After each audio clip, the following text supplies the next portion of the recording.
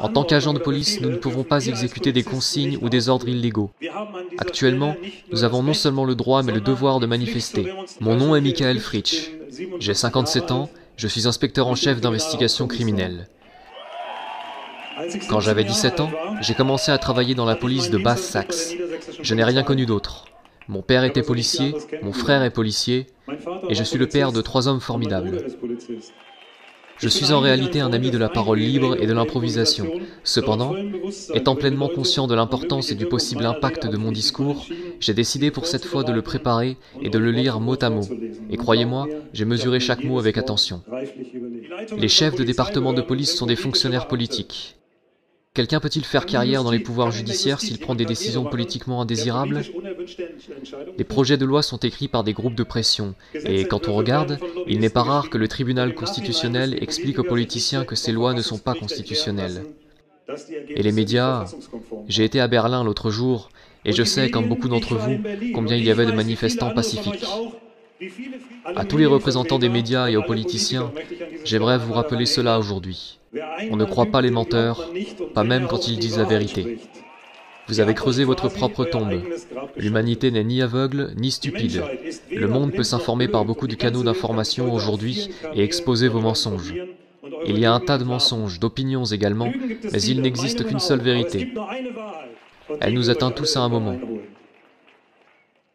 Aujourd'hui, j'aimerais dire quelque chose sur le paragraphe 5 de la loi de protection contre les infections. Ça parle des épidémies d'ampleur nationale. Paragraphe 1. Le Parlement fédéral allemand déclare une épidémie d'ampleur nationale. Le Parlement fédéral allemand annule la situation d'épidémie d'ampleur nationale quand les exigences de sa déclaration n'existent plus. J'ai vu une vidéo en venant ici du professeur Sucharit Bhakdi. Il dit « Nous n'avons jamais eu une épidémie d'ampleur nationale en Allemagne. » Les questions suivantes me sont alors venues. Premièrement, le gouvernement fédéral a-t-il analysé les risques liés aux mesures de confinement? Si oui, quelles ont été les conclusions? Deuxièmement, avec tous les faits et les affirmations de la science et de la médecine qui prouvent que le taux de mortalité du coronavirus est minime, pourquoi le Parlement fédéral allemand n'a pas levé la déclaration de situation d'épidémie? Celui qui affirme quelque chose doit pouvoir le prouver, et quiconque pose une question, bon sang, a le droit d'obtenir une réponse. Dans l'article 5 de la loi de protection contre les infections, on décrit la situation d'épidémie d'ampleur nationale. Selon le paragraphe 5, le droit élémentaire à l'intégrité garanti dans l'article 2, paragraphe 2, première phrase des droits fondamentaux, peut être restreint dans le cadre du paragraphe 2, alinéa 2. Vous vous rendez compte de comment les lois sont faites? Qui sait ce que cela veut dire? Dans le paragraphe 2, cette fois expliqué clairement, le ministère fédéral de la Santé est autorisé par le gouvernement fédéral. Puis il y a une liste exhaustive de cas concrets dans lesquels cette restriction des droits fondamentaux est possible. Ça parle des personnes potentiellement infectées qui entrent dans le pays, des gens qui travaillent dans la restauration, des travailleurs ou des institutions sanitaires, des centres d'assistance ou ceux qui sont liés aux médicaments, aux vaccins ou aux détenteurs de brevets. Je n'ai rien trouvé là-dedans qui restreigne le droit à l'intégrité physique pour tous les autres gens.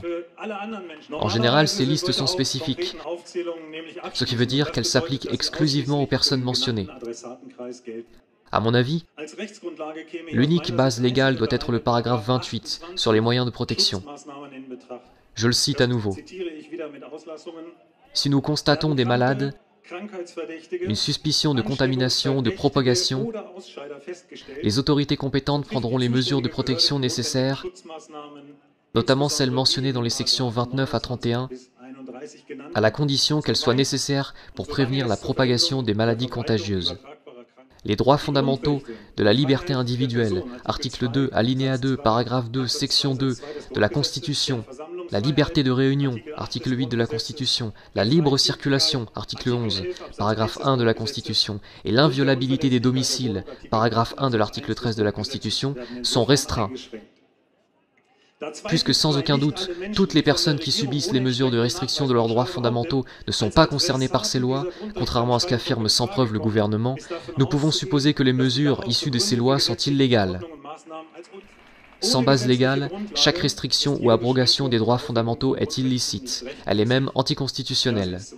En tant qu'agents de police, nous ne pouvons pas exécuter des consignes ou des ordres illégaux. Actuellement, nous avons non seulement le droit mais le devoir de manifester. Chacun peut le lire, c'est dans les dispositions pertinentes des lois, des fonctionnaires des gouvernements fédéraux et étatiques. Demandez à vos supérieurs, à vos collègues, que les ordres en cas de manifestation soient écrits et signés de leur nom et prénom. Autrement, chacun d'entre vous sera jugé comme responsable. D'ailleurs, il y a un proverbe à ce sujet.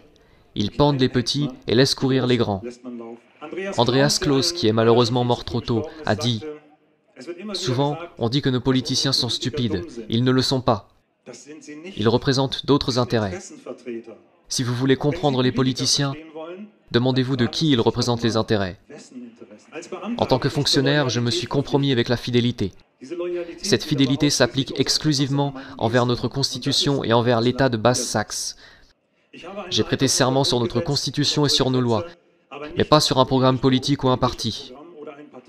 En tant que fonctionnaire, j'ai des supérieurs et je suis obligé de suivre leurs instructions jusqu'à un certain point, mais je ne suis pas un être humain soumis à l'obéissance inconditionnelle. Je sers tous les gens et surtout ceux qui se trouvent en situation de détresse, parce que je suis un protecteur. Chers policiers, écoutez votre cœur et demandez-vous si vous pouvez faire tout ça en tant que personne, en tant que père et mère, si vous voulez vraiment prendre part à ça. S'il vous plaît, pensez à votre mission et unissez-vous à nous. Chacun de vous a la responsabilité de ses actions et tôt ou tard aura à se justifier. Alors unissez-vous à nous. Chaque jour nous sommes plus nombreux, vous ne pouvez pas l'empêcher, plus personne ne peut l'empêcher. Vous ne pouvez pas enfermer et surveiller des millions de personnes ou plus. La masse critique a été dépassée il y a longtemps, et il dépend de vous tous et de nos soldats de savoir si le prochain changement social sera pacifique ou violent. Nous seuls, le pouvoir policier, pouvons accomplir notre mandat constitutionnel dans cette situation et remettre le pouvoir entre les mains du peuple. Je suis sûr que mon comportement aura des conséquences professionnelles et disciplinaires. À tous ceux qui me parlent de ça, je peux dire aujourd'hui, j'ai 2 questions pour vous. Premièrement, sous quelle forme de gouvernement vivons-nous? La réponse, la seule réponse correcte, est la démocratie parlementaire. Ma seconde question est, comment appelle-t-on une forme de gouvernement dans laquelle on ne permet à personne d'avoir ou d'exprimer une opinion personnelle? Et l'unique bonne réponse à cela est la dictature. Je suis au fond du cœur un défenseur de la paix, de la liberté, de l'amour de la justice. Je suis un patriote constitutionnel, je suis un père et je suis un homme libre. Merci beaucoup.